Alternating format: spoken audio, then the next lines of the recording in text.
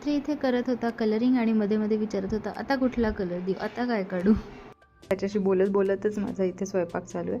आणि हा चिंचेचा कोळ मी इथे कटाच्या आमटीत टाकला आहे फोडणीनंतर. काही जण कटाच्या आमटीमध्ये लसणाचा वापर करतात, पण मी पण करते बऱ्याच वेळा. पण आज मला नैवेद्य दाखवायचा होता, सो मी कटाची आमटी पण विदाऊट लसूणच बनवलेली आहे. किती सुंदर रंग आला आहे तुम्ही बघू शकता.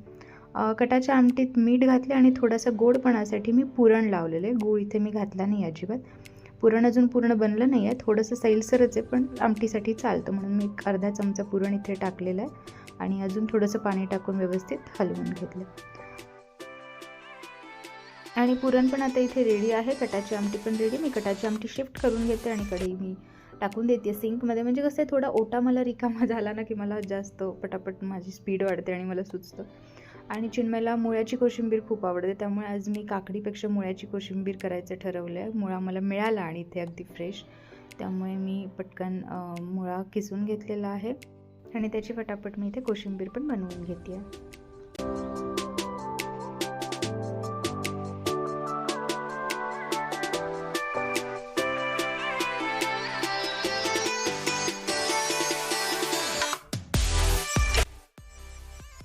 हा माझा नेहमीचा जुगाड झाला आहे. आजकाल मी तडका पॅन पण काढायचा आळस करते आणि आपली जी मोठी पोळी असते खोलगट त्याच्यातच मी तडका करते बऱ्याचशा गोष्टींसाठी.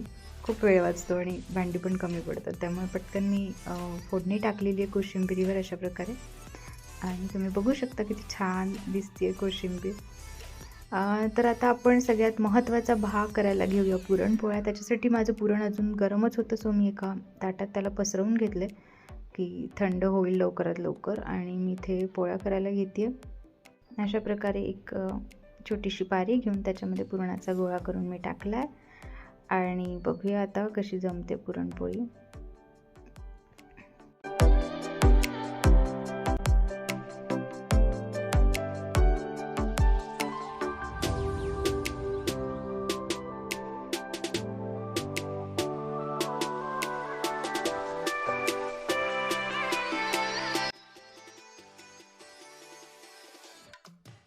आणि इथे पहिल्याच पोळीमध्ये पुरण जास्त झालेलं आहे, त्यामुळे थोडंसं पुरण बाहेर आलेलं लागताना.